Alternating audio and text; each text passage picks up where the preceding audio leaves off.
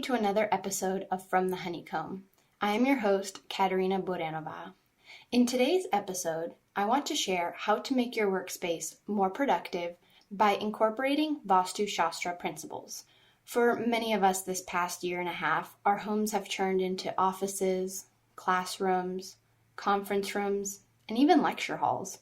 And the cohesion of our work and home life has blended into one, and many of us have had to remain productive and efficient while working from less than ideal spaces. In my case, I was able to work from home a few days out of the week, but I have been in the office more.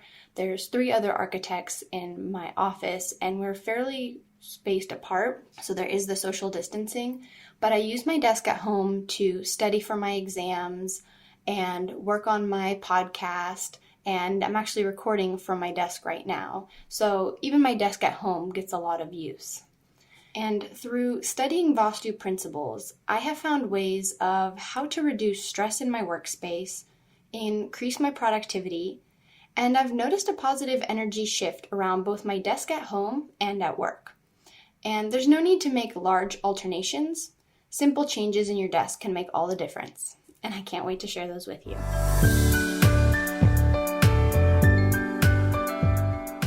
As we begin every episode, let's take a moment to think of something we are grateful for in this moment. And whether you are listening to the podcast on the way to work, or walking your dog, or maybe sitting at home with a cup of tea or coffee, think for a moment what you are grateful for in this moment. And for me in this moment, I am grateful and kind of slightly obsessed with these new candlestick holders I bought on Etsy. And especially with the fall weather coming and it's cooler in the evenings and it gets darker earlier, I wanted to create a cozy ambiance in my living room and dining room area. And so I've been looking for candle holders for a while now, and I found the perfect ones. I ended up buying 4. 3 from one girl, this one company, she makes them herself. I'll provide a link in the show notes for the store on Etsy. And they're these 2 beautiful candlestick holders for your long candlesticks. And then I have one that's a little bigger for, those like shorter, rounder candles. And I also found which I've been looking for this forever, is that Nordic style candle holder. So it's the one that has the little handle and then the wax can drip into a little bowl underneath it. I found the perfect one. It's handmade in Turkey and it is absolutely beautiful. I'll also share that with you.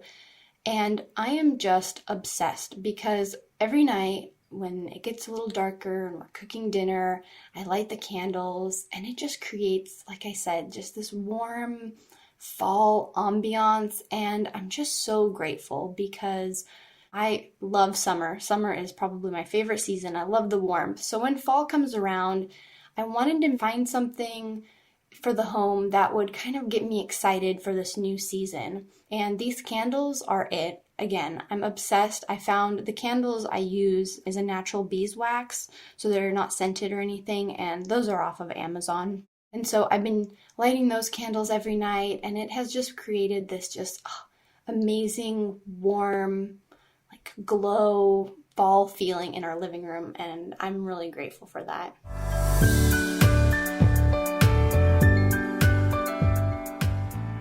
So before we dive in, let me describe my desk to you. It's a white rectangular desk, and this is my desk at home, and I have 2 drawers to the right of me, and they have these cute blue cabinet knobs.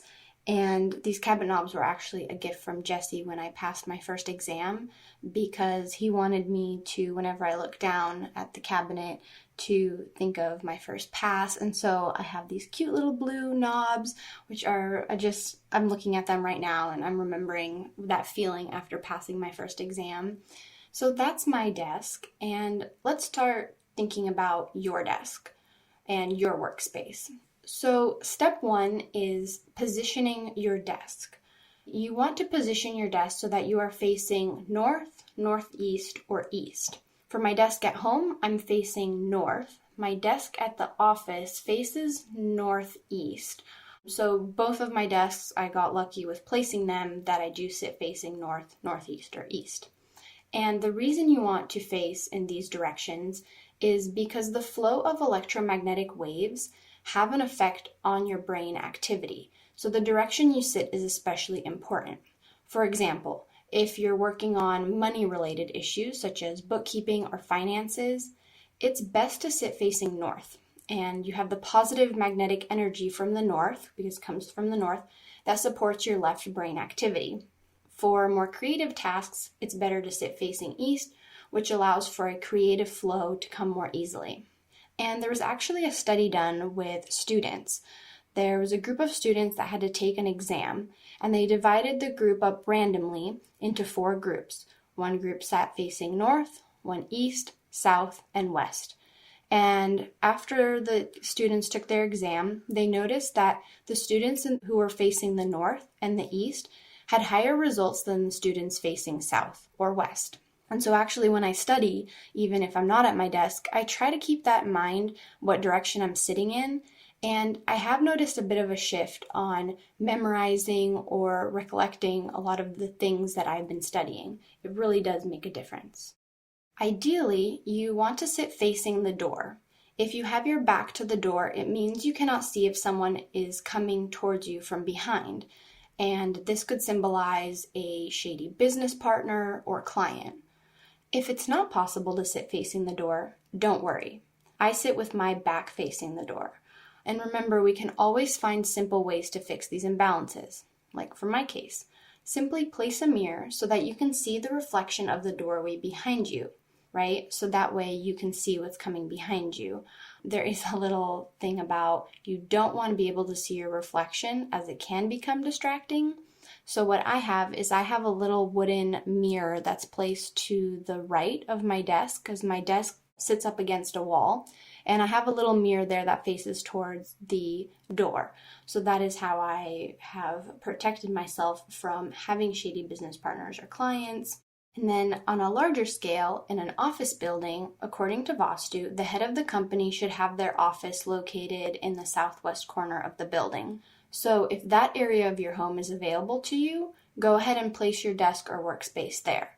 For me, my desk is in our guest room, which is in the northern part of our home, and so it is what it is. It's a space that makes most sense, of course, because in the southwest corner of our house, we have our master bedroom upstairs and then the kitchen downstairs. So I can't really work in those 2 spaces, but I've worked around that I do face north. So when you're looking at all of these principles and you're thinking, which one takes precedent? You know, what if I can't be in the southwest corner, I can't sit facing north, east, or west? See what you can work with, of course. You do want to be flexible and see what positions work. Obviously, sometimes it just doesn't, you can't fit it all into one, like for my example. But see which makes sense, see how your desk fits into a different place, and see just how it feels when you're sitting there. Okay, now that we've positioned our desk, let's organize our desk. A big key part is reducing clutter. Make sure your desk is clean of any old papers, receipts, because clutter can block your finances and create stress, right? I mean, it's very hard to work when you've got paperwork everywhere, so remember to try to keep a clean surface as often as possible. When you're done working on a task, clean it up so that when you come back to your desk, it's kind of a clean, fresh slate. And once you've reduced all of the clutter on your desk, let's take a look at the coordinates and how they relate to the desk. So my desk is rectangular, so it can easily be divided into the 4 different quadrants. And each quadrant is governed by an element. I go further into detail on this in my podcast episode, Vastu Colors. But just to kind of remind you all, is the northeast quadrant is the water element, the southeast quadrant is fire, the southwest quadrant is governed by the earth element, and the northwest quadrant is governed by air. And so now the north or top of your desk should be as open as possible with no heavy objects. What you want is to keep this area open for new ideas and creativity. And the northeast is represented by the water element, which flows and attracts abundance. Now, in my northeast corner of my desk, I have my lamp, which is, of course, a fire element, right? Electricity. I tried to relocate my lamp so it would be in the southwest corner, but it wouldn't have made sense. So what I did is I introduced some water elements. What I did was I painted the water element, the upside down triangle, in a blue color on my lamp, on the base of my lamp. And I also keep my tea, my water, or my coffee in this corner. So that's how I rebalance the space. Again, remember, we can simply fix imbalances by introducing new elements. Now, the southeast corner represents fire. And while I'm working or studying, I don't like to be distracted by my phone. So I keep it in the drawer in my southwest corner. The phone is considered electronic, so that's where I keep my phone. I also sometimes, if it's evening, I've lit a candle and kept it there in the southwest corner to represent the fire element. The northwest relates to the air element, so anything you place there is outgoing. While I study for my exams, I make flashcards and I place them in this corner because the intent is to create them and then use them to study later, right? So just keep moving through the flashcards, putting them in the northwest corner. And you want to keep all incoming information and things in the southwest corner of your desk. And what this is, as I'm talking about all of this, is you have to think about whatever you are working on should flow in a circular motion from the northeast to the south and end in the northwest. So as you're working through your billings or creative projects, you want to kind of move in a clockwise position, and that also keeps you productive, right? Because things are passing through. Once you complete a task, you put it into another area, and everything begins to flow. But keep in mind that you want the center of your desk clear from any clutter, because this will reduce the amount of stress, and by keeping this area clean, you allow for the flow of energy. So if you can imagine, it's this flow, energetic wheel of productivity that's around you. Now, of course, I have my laptop in the middle of my desk. As many of you do, we all work on computers or laptops. So of course, when I'm done with my work, I turn off my laptop, close the lid, and I do keep it in the center of my desk, but cleared away from anything. And this is where you can have the most fun with, right? One thing that's kind of important to have in your desk is a plant, right? So the plant that would be in the southwest corner where you have the earth element, and some good plants to keep in mind are the money tree and the bamboo, which symbolize wealth and prosperity. I have oh my goodness, I should have researched this before I started recording my episode. I don't know what plant this is. I do not have a green thumb. I kill a lot of plants. This plant I have on my desk, it's actually a plant that has its roots in water, and it's green, and it's actually in a pickle jar. So here's where I got creative, is I have an old pickle jar that I filled with water, and then I put the roots of this plant into the jar. I'll have to look up what the name of this plant is again, but this one is actually in my northwest corner of my desk, but it does flow into the northeast corner. So keeping a plant, remember, plants help reduce the amount of toxins and electromagnetic stress in the air, especially if you work in fluorescent lighting, which in offices, unfortunately, the fluorescent lighting, it can just cause a lot of negative energy around you. So if you do have plants around, they can help reduce the amount of toxins. And sometimes when I'm studying, I place my clear quartz crystal, which is for focus, and my smoky quartz crystal for grounding in the northwest and east corners of my desk, especially when I feel like I just need to be grounded.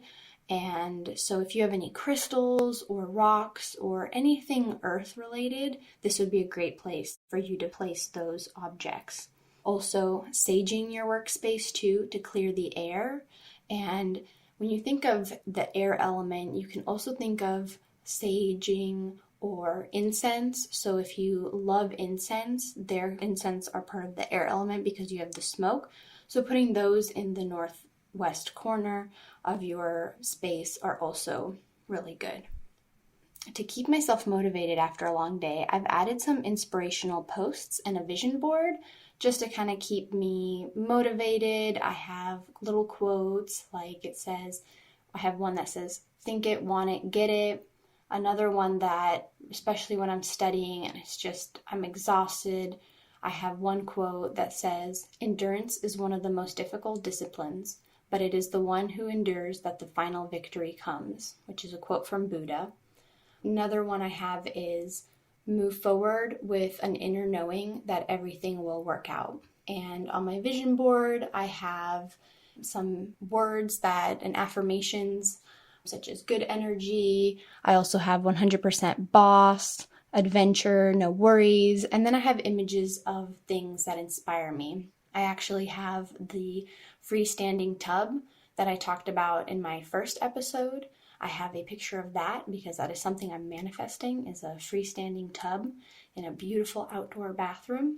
So you want to kind of create things and put things in your workspace that motivate you. If there's a goal or something you are working towards, put that in front of you so that you're reminded of it every day, right? You can hang a clear crystal above your desk, and what this symbolizes and does is it improves concentration. Also, if you have a small crystal pyramid, you could put that in the northeast corner of your desk, and that can help stimulate creativity.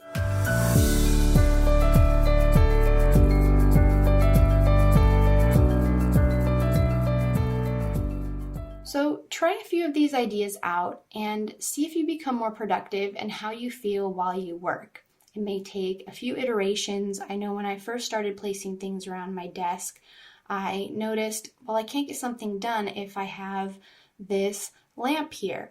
So make adjustments, see how everything flows, and just always remember at the end of your task, clean everything up, declutter, so that when you come back to the space, it's open, free of any old stagnant energy, and you can begin working on your next project. Thank you so much for listening to another episode of From the Honeycomb. If you like this episode, please give it a heart or thumbs up. Or if possible, I would love if you could rate and review my podcast. And please click the follow button so you can stay up to date on the latest episodes. And when you do follow me or like the podcast, please send a screenshot of you doing so and send it to honeycombbeeblog@gmail.com. I'll provide a link in the show notes for the email. Send the screenshot over, and as a thank you, I want to send a special meditation I recorded especially for you, my follower. So thank you again for listening, and see you next Friday.